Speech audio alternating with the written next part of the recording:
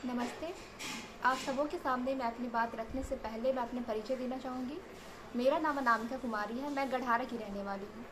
मैंने अपना graduation Allahabad university से कंप्लीट किया है और फ़िलहाल में मैं जामिया मिलिया इस्लामिया यूनिवर्सिटी से मास्टर्स कर रही हूँ।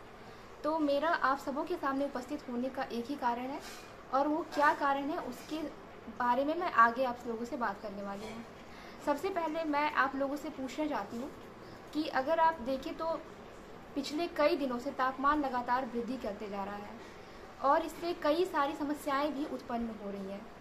तो मेरा प्रश्न यह है कि क्या आप लोगों ने कभी सोचा है कि इसके लिए कौन जिम्मेदार है और क्या हम इसके लिए कुछ कर सकते हैं और क्या ये सब हमारे कारण से हो रहा है।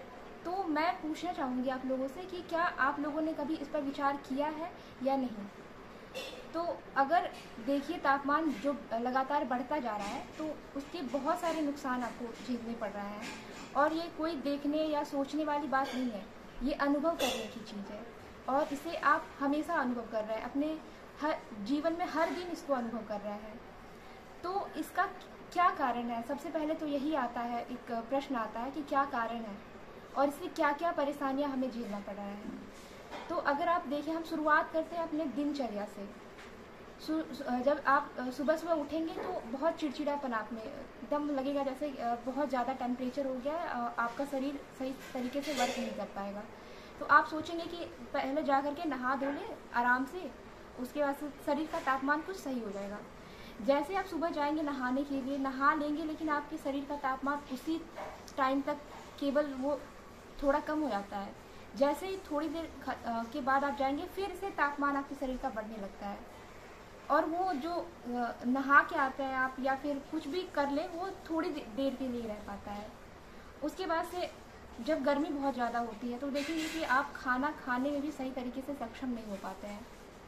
अगर आप बैठ जाएँ और कहें कि हम जा करके अभी खाना खा लें और अपना काम करने चले जाएँ, तो ऐसा होगा कि आप मन ही नहीं करेगा आपका खाना खाने का। तो आप देखिए कि जब आप दिनचर्या की बात करते हैं तो कितनी सारी प्रॉब्लम्स आपको फेस करना पड़ रहा है। आप सही से खाना तक नहीं खा पा रहे हैं और केवल इतना ही नहीं, इसके और भी बहुत सारे नुकसान हैं जो आप अपनी रोज़ की ज़िंदगी में हमेशा इसको सोचते रहते हैं कि ऐसा क्यों हो रहा है।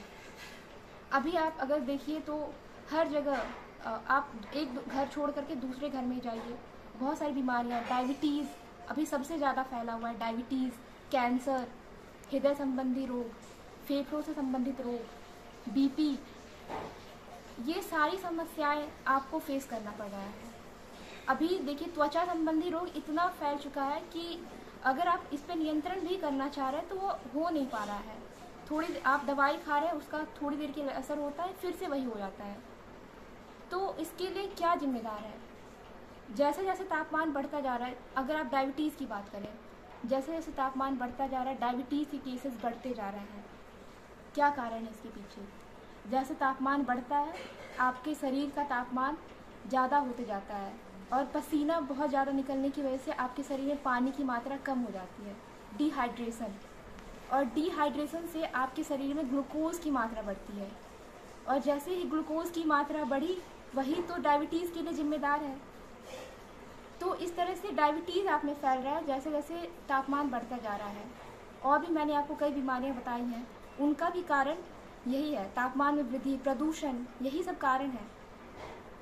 और आपको पता होना चाहिए, जब हम बेगूसराय की बात करते हैं तो अपना बेगूसराय पूरे विश्व में सबसे प्रदूषित शहर माना जाता है।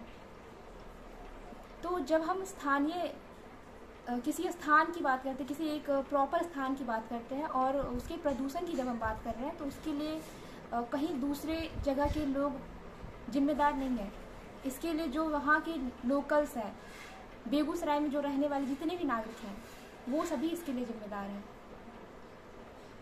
तो आप खुद सोचिए कि इससे कितना प्रभाव पड़ रहा है। ये आपके जीवन को विनाश की तरफ ले जा रहा है और दिन प्रतिदिन आप अपनी आयु को खोते जा रहे हैं। और ये कोई छोटी समस्या नहीं है, ये बहुत बड़ी समस्या है। और प्रदूषण जैसे जैसे फैलता जा रहा है उसी तरह से आप देखिए, आप सांस लेने में तकलीफ होगी।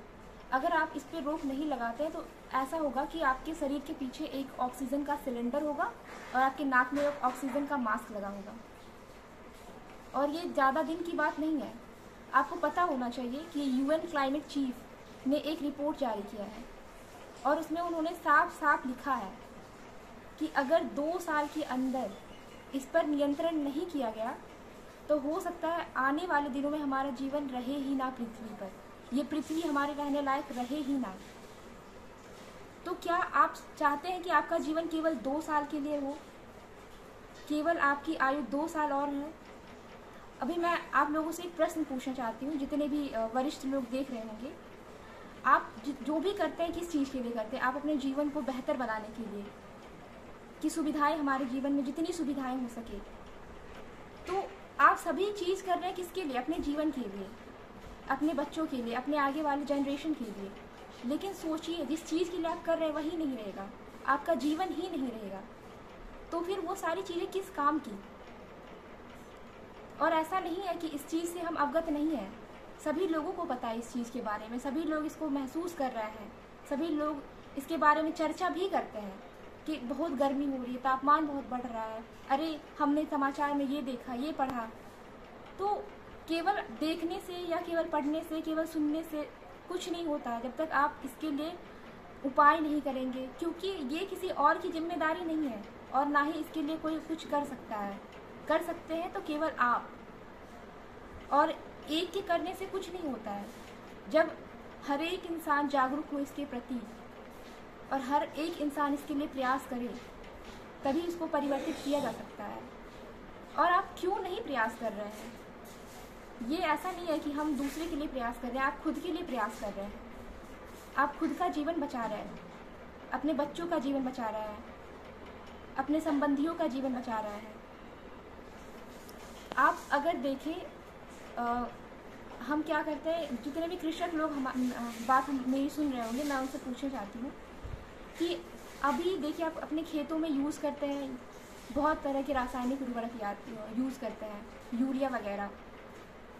तो जब आप इसका यूज़ करते हैं तो वो कितना